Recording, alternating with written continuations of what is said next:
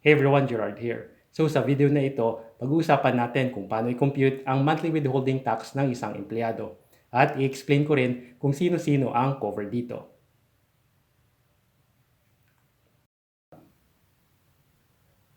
Ang tax system natin dito sa Pilipinas ay gumagamit ng tinatawag na withholding tax system na kung saan bago pa matanggap ng isang individual ang kanyang income, binabawas na dito ang tax na kung saan isang withholding agent na ang bahalang magre-remit sa BIR.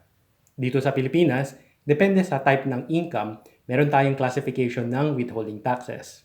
Ang isa ay tinatawag na creditable withholding tax na ibig sabihin pwede ibawas ang kinaltas na tax sa babayaran natin na tax considering the same tax type.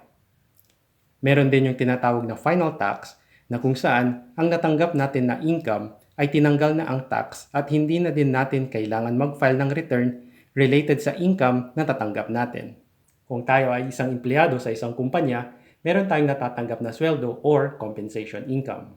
Ang sweldo na ito, depende kung kailan natin nare-receive, ay subject sa withholding tax on compensation income.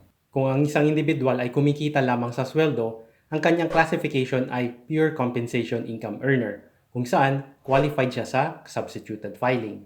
Pag sinabi nating substituted filing, employer na ang bahalang mag-file ng kanyang income tax return.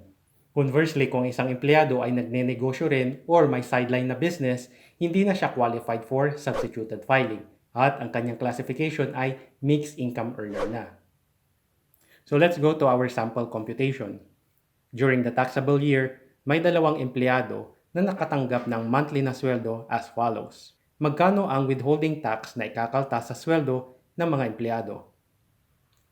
Ang basis para makompute ang withholding tax ng mga empleyado ay based sa withholding tax table after train law. Take note sa effectivity ng withholding tax table na ginagamit ko, which is from January 2018 to December 2020. Sa 2023, may bagong withholding tax table na gagamitin. Based sa withholding tax table, kapag below 20,833, walang withholding tax na ikukompute. Ka-employee 2 na may monthly na sweldo na 30,000, based sa withholding tax table, ang computation ay 30,000 minus 20,833, ang lalabas ay 9,167.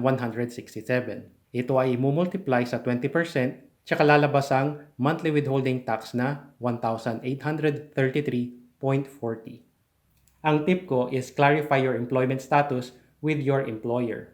Kasi may cases na hindi pala empleyado ang treatment sa kanila, kundi contractual or job order. Pag ganyan kasi ang status ng isang individual, hindi sila qualified for substituted filing kasi in the eyes of the BIR, hindi sila empleyado, kundi self-employed sila. Ang mga self-employed dahil hindi sila qualified for substituted filing, sila ang magfa-file ng kanilang income tax return. Required din sila para mag-file ng annual registration every year amounting to 500 pesos at mag-maintain pa sila ng books of accounts. Ito ang mga palatandaan na pwede magsabi na hindi empleyado pero self-employed pala ang status ng isang individual. Number 1, 10% or 5% ang withholding tax rate na ginagamit instead of withholding tax table for compensation income. Pangalawa, walang kaltas ng SSS, GSIS, PhilHealth at Pag-ibig representing employee share.